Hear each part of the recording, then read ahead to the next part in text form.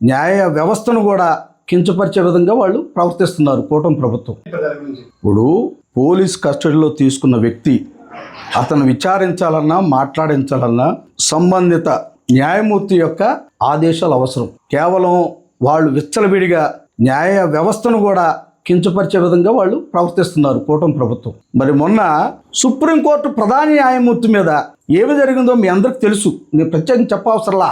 ఆ విధానాలు కూడా ఆయన యొక్క సహృదయంతో మౌనంగా ఉన్నాడు కాబట్టి సరిపోయింది. ఆయన సుప్రీంకోర్టు ప్రధాన న్యాయమూర్తిని అనే విషయాన్ని మర్చిపోతే ఈ దేశంలో ఉన్న అట్టడుగున్న ప్రజలు కానీ బడుగు బలహీన వర్గాలు కానీ తిరగబాటు చేస్తే ఎలా ఉంటుందో మీరు ఆలోచన చేయండి. కూటమి ప్రభుత్వానికి ఒకటే నినాదం సార్, ప్రజలు ఏమైపోయినా వాళ్ళకి అనవసరం, ఎవరు ప్రశ్నించినా వాళ్ళ మీద కేసులు పెడుతున్నారు. మొన్నటికి మొన్న మిథున్ రెడ్డిని అరెస్ట్ చేశారు కదా, అందుట్లో ఎంత సత్యం ఉందో మీ అందరికి తెలుసు.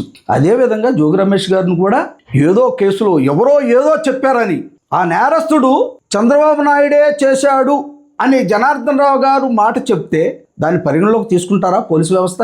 లోకేష్ గారే నన్ను చేయమని చెప్తే ఎవరైతే అరెస్ట్ చేశారో జనార్దన్ రావుని కానీ జయచంద్ర రెడ్డి కానీ ఇతరులు కానీ ఈ కల్తీ లిక్కర్ వ్యాపారంలో ఉన్న వ్యక్తులను అడిగితే లోకేష్ గారి పేరు చెప్తే లోకేష్ గారిని అరెస్ట్ చేస్తారా?